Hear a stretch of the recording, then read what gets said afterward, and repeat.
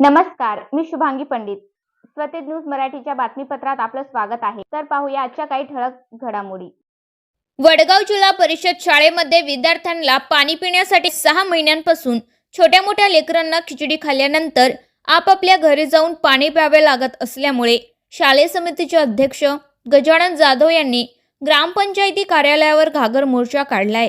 यावेळी मोठ्या प्रमाणात ग्रामपंचायती प्रशासनाच्या विरोधात पाणी द्या अशा आशयाच्या घोषणा देण्यात आल्या. मात्र ग्रामपंचायतमध्ये ग्रामसेवक हजर राहण्याऐवजी गैरहजर दिसून आलाय. यावर ते शालेय समितीचे अध्यक्ष गजानन जाधव यांनी आपली प्रतिक्रिया दिली आहे. ते बोलताना म्हणाले, ग्रामसेवकाला वारंवार सूचना देऊ नये, ते याकडे दुर्लक्ष करत आहे. तर पाहूया याविषयीचा स्वतेज न्यूजचा हा रिपोर्ट. पाणी पाहिजे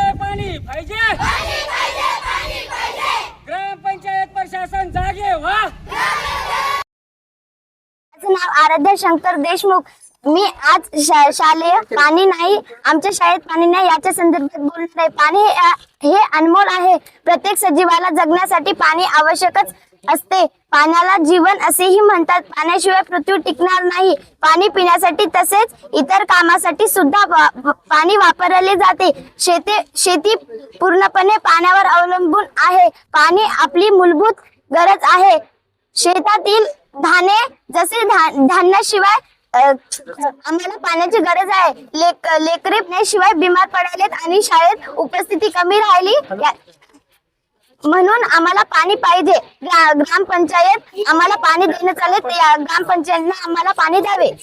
माझे नाव वैभव अर्जुन देशमुख. आज आमच्या शाळेत पाण्याची कमतरता आहे. कारण आता आम्ही जेवता खिचडी खाता. आमची दररोजची खिचडी असते. आम्ही दररोज खिचडी खाता व खिचडी खाणं झालं की हात धुवायला पाणी नसते. रोज घरी जाणं लागते आणि जेव्हा वरून पाणी पडते तेव्हा ते ढवस असतात, तिथंच आम्ही सगळेजण हात धुता. आम्हाला हात धुवायला सुद्धा पाणी नाही, तर पियायला काय असणार. म्हणून आम्ही पाण्याची खूप कमतरता आहे. आमच्या ग्रामसेवकानं आम्हाला सांगावं, आम्हाला पाणी द्यावं, आमची सगळी मनोकामना पुरी करावं, इतकी माझी इच्छा आहे. आम्हाला इतकीच आमची मागणी आहे की ग्रामपंचायतला आज मी 2 महिने झालं पाण्यासाठी वारंवार विनंती करालो, फोन लावालो, परंतु फोनचा पण रिस्पॉन्स द्यायला तयार नाहीत. आज 2 महिने झाले शाळेला पाणी नाही. लेकरायला खिचडी शालेय पोषण आहार जेवण केल्याच्या नंतर शाळेच्या बाहेर येऊन कसे तरी पाणी हातपंपावर पाणी पित होते, पाणी फिल्टर चालू नसल्यामुळे. परंतु आज 20 दिवस झाले हातपंप चालू होता, तेही प्रशासनानं हातपंप उघडून ठेवलेला आहे. त्याच्यामुळे शाळेतही पाणी नाही, शाळेच्या बाहेरही पाणी नाही. जवळपास विंट्रोलच्या वेळेस 200 फूट विद्यार्थ्यांना बाहेर यावं लागले पाणी प्यायला. दुसऱ्या ग्रामपंचायत मध्ये आज पाणी फिल्टर आहे. आज 3 वर्ष झाले पाणी फिल्टर चालू, 3 वर्ष झाले पाणी फिल्टर बसून, परंतु 3 वर्षांमध्ये 3ही दिवस पाणी फिल्टर चालू नाही. ग्रामसेवकाला वारंवार विनंती केल्याच्या नंतर ग्रामसेवक साहेब म्हणतात मोटर नाही, फिल्टर बिघडलेलं आहे. म्हणजे फिल्टर चढले किती दिवस बिघडायला. आणि राहिला विषय मोटरचा, पाणी फिल्टरच्या मोटरा कुठे गेल्या, नेमक्या काय यांनी विकल्या प्रशासनाने की काय सरपंचाने विकल्या, काय गावकऱ्यांनी विकल्या. लाखो रुपये आज खर्च करून पाणी फिल्टर ग्रामपंचायत मध्ये शासनाने बसवलेलं आहे, परंतु पाणी फिल्टर का चालू नाही शाळेत. मला हे प्रश्न पडलेला आहे. ग्रामपंचायतचा राजीनामा मागण्याचं पाठीमागचं कारण आहे की ग्रामसेवक साहेब 15 ते 20 दिवसाला गावात एकदा येतात. किमान त्यांना ठीक आहे बा 2-3 गावं असतील, किमान त्यांनी 8 दिवसाला तर गावात यायला पाहिजेत.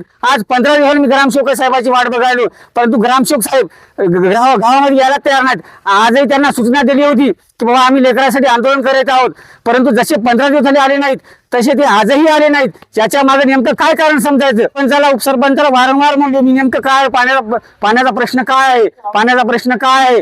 परंतु हे म्हणतात की बाबा शाळेतील पाणी फिल्टर मधील मोटर नाही, मोटर खराब झालेली आहे, कोण्या दुकानावर टाकलेली आहे. मागील कार्यकाळातले ग्रामसेवक होते लोखंडे साहेब, त्यांना पण म्हणतो मोटरचं काय झालं, तर ते सांगतात की बाबा मोटर नाहीये, मोटर दुकानात नेऊन टाकलेली आहे. मग दुकानात नेऊन टाकली तर कधी आणायची मोटर.